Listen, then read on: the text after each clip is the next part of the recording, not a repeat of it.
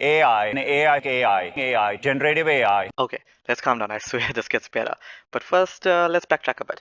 If you haven't been living under a rock for the past 2 or so years, you've obviously heard about AI by now. And if you also keep up with the news, you'll see that the big players are absolutely crushing it.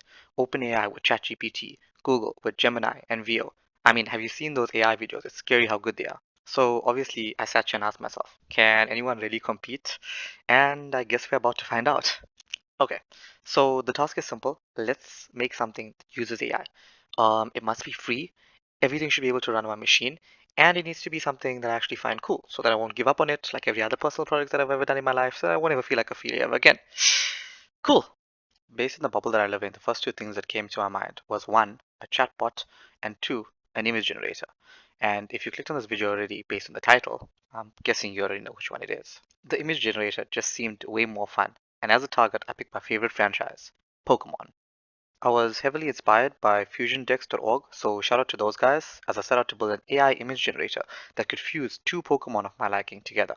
And here's what I came up with. Say hello to the Pokemon Fusion Generator, or as I like to call it, Fuzemon.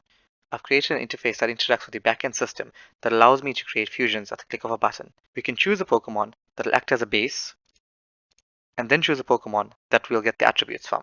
Let's keep Bulbasaur. Once we're happy with our selection, we can fill in a name, give it a short description, and even select the types. Let's make it grass. And let's generate some fusions. And bam, we have our first set of generations.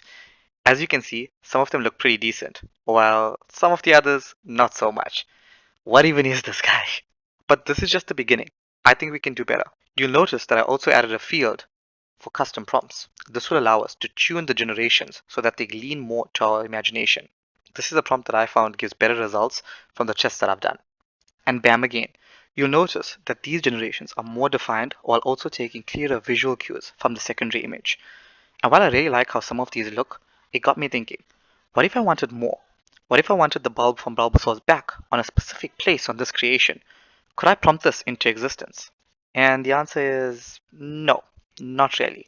Or at least not yet. Not with the current system that I'm using.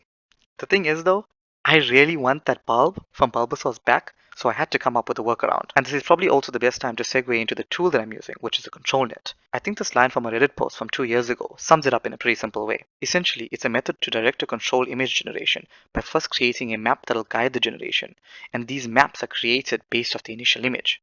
If that's the case, then the answer is actually pretty straightforward. All I need to do is alter the original Charmander image with the changes that I want, and then use this new custom image to generate a better fusion. Now, I'm no artist, but even I can chop and change some images around. And as I've mentioned before, I really want that bulb. So I'm going to cut it out like so, resize it, and instead of Charmander's back, let's place it on his head.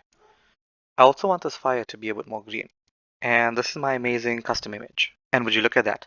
By using our custom image and tweaking the prompt, we now have something that truly feels unique while also taking inspiration from the original images. The only issue I have right now is the blush that appears on most of the generations.